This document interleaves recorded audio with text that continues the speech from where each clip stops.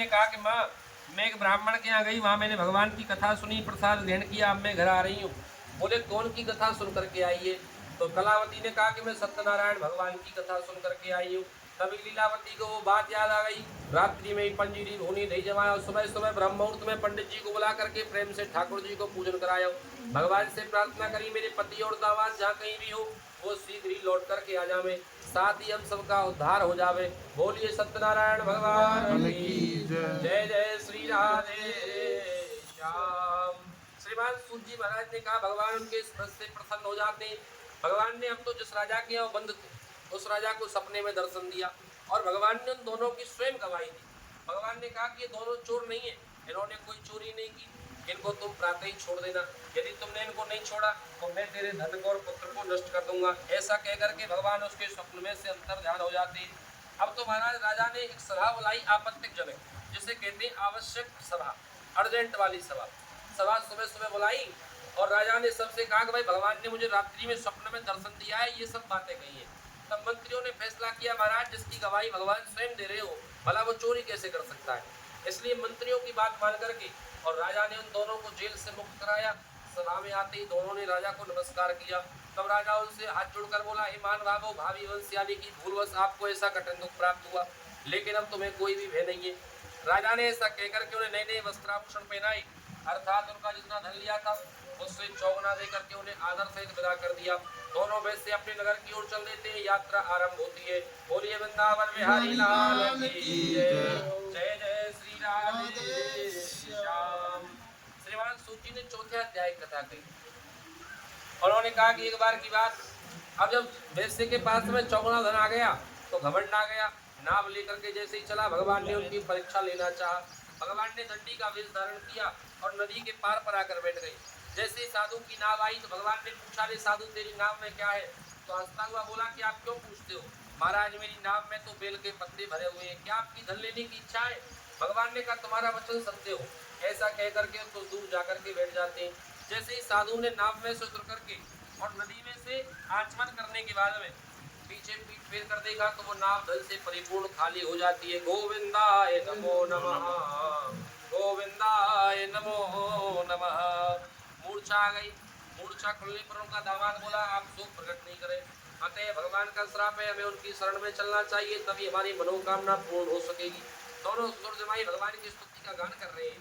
भगवान की स्तुति की, भगवान वहां स्वयं प्रकट हो गए और उनकी इच्छा अनुसार वर देकर के पुनः अंतर ध्यान हो गए। पर उन्होंने नाव पर आकर देखा नाव धन से परिपूर्ण हो जाती है। साथियों सहित भगवान का पूजन करके अपने नगर के निकट आकर पहुंचे।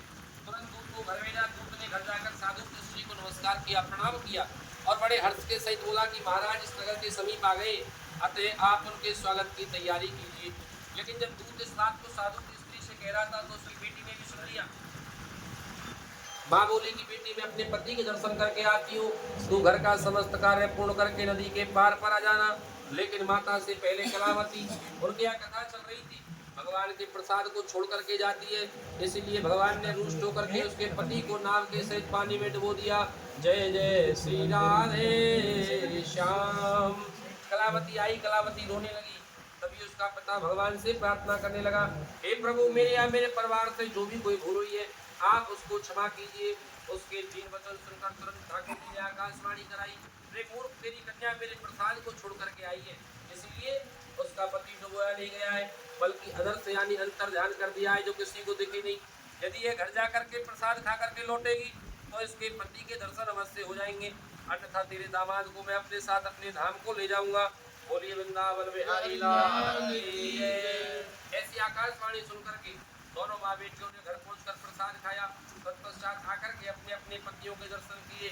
फिर वह साधु हर पूर्णिमा को हर मास बंद करने लगा, अर्थात श्लोक का सुख भोग करके अंत में मरने पर वो सीधा ही स्वर्गलोक को चला गया। फिर वह हर पूर्णिमा को हर मास बंद करने लगा, अर्थात श्लोक का सुख भोग करके अंत में मरने पर वो सीधा ही स्वर्गलोक को चला गया।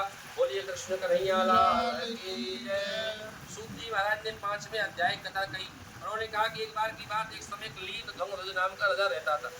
वन में जाकर वन्य पशुओं को मारता था, हरे हरे वृक्षों को काटता था। लेकिन जीवन में जो पिता है उसे अपने जीवन में 3 बातें याद रखनी चाहिए। यूँ तो हमें हरे वृक्ष कभी भी नहीं काटने चाहिए, हरे वृक्ष को पालना चाहिए जैसे अपने बच्चों को आप पालते हैं। लेकिन विशेषकर 3 महीने सावन भादो और अधिक के महीने में जो पिता हरे वृक्ष को काटता है वो समझे कि मैंने अपने जीते जी 2 पुत्रों को मार दिया हो। और जो पिता सावन भादो अधिक के महीने में विशेषकर बेलपत्र का पेड़ और तुलसी का पेड़ लगाते हैं उस घर में 4 चीज अपने आप आती है, आयुर्विद्या यशो बलम। लेकिन वो राजा उल्टा करता था महाराज, वन में जाकर के वन्य पशु इधर कर दो इसको, वन्य पशुओं को मारता था। एक दिन वो वन में गया और वन में जाकर उसने क्या देखा कि हम जैसे छोटे छोटे ग्वालवाल जिनके सिर पर कोई टेंट नहीं था, बैठने के लिए कोई आसन नहीं था और हरी धूप पर बैठकर भगवान की कथा चल रही थी, भगवान का संकीर्तन चल रहा था। जैसे ही कथा का विराम हुआ तो उन्होंने ठाकुर जी को भोग लगाया। राम कहे सो कुब्ज है, कृष्ण कहे दुख जाए, महिमा महाप्रसाद की प्रभु पाओ प्रेम लगाए। भगवान को भोग लगाया हुआ। अब वो सभी को प्रसाद वितरण हो रहा था, लेकिन उस राजा को भी दे दिया। राजा बहुत अभिमानी था, प्रसाद को ठुकरा कर अपनी सुंदर नगरी को चला गया। वहीं पर मेरे गोविंद ने उसके पुत्र को, पत्नी को और धन को चुरा लिया, अंतर ध्यान कर दिया। जब वो घर पहुंचा तो घर पर कोई नहीं मिला। विश्वास किया कि सब चक्रधारी विष्णु की लीला है और वहीं गया, ग्वाल वालों से क्षमा मांगी, ठाकुर जी को पूजन करे। पूजन करने के बाद में जब घर आया तो घर पर दीर्घकाल में जैसा था वैसा ही हो गया। फिर महाराज उसने अपने पुत्र को आवाज लगाई, पत्र द्वार पर खेलता हुआ मिला। पत्नी को आवाज दी तो पत्नी रसोई घर में भगवान के लिए भोजन बना रही थी। इतना ही नहीं, तिजोरी में जाकर धन देखा तो वो धन भी चौगना होकर के मिला। फिर वे समझ गया भगवान से बढ़कर के कोई नहीं है। भगवान को यदि पाना है तो प्रेम की आवश्यकता है, भाव की आवश्यकता है। हरि व्यापक सर्वत्र समाना, प्रेम सो प्रगट होई में जाना। फिर परमात्मा तो कण-कण में व्याप्त है महाराज, लेकिन उसको पाने के लिए, उसको खोजने के लिए केवल भाव की आवश्यकता है। फिर वह भी हर पूर्णिमा को हर मास व्रत करने लगा, अर्थात इस लोक का सुख भोग करके अंत में मरने पर वो सीधा ही स्वर्गलोक को चला गया। बोलिए वृंदावन बिहारी लाल की जय। श्रीमान सूत जी ने कहा कि जो भी कोई मनुष्य इस परम दुर्लभ व्रत को करता है, भगवान की कृपा से उसके यहाँ धन धान्य की प्राप्ति होती है, निर्धनधनी बंधन से मुक्त हो जाता है। संतान नहीं, ऐसे मनुष्य को संतान की प्राप्ति होती है, अर्थात समस्त मनोकामनाओं को पूर्ण करने के बाद में ऐसा मनुष्य सीधा मरने पर अंत समय आता है, तब वैकुंठ को प्राप्त हो जाता है। बोलिए सत्यनारायण भगवान की जय। जय जय श्री राधे श्याम। अपने अपने अक्षर ठाकुर जी को अर्पण कर दो सब जने। हरे रामा राम राम हरे हरे, हरे कृष्णा कृष्णा कृष्णा। भूख लग रही थी समझने भी, भूख लगी सब, थोड़ा देर तेज से बोलो। मन है जा दीवानो रे राम जी के चरणन में, मन है जा दीवानो रे राम जी के। ओ तेरी लेंगे खबरिया रे दिन पल भर में, तेरी लेंगे खबरिया रे काहू दिन पल भर में। हरे राम राम राम हरे। बोलिए रामचंद्र भगवान की।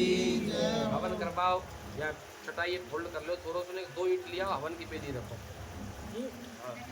और हवन पे बैठ जाइए। तुम्हारी पत्नी नहीं बैठेंगी जो गर्भवती है, बस वो। अब जाने ग्राम दे है तो थोड़ी पड़ी।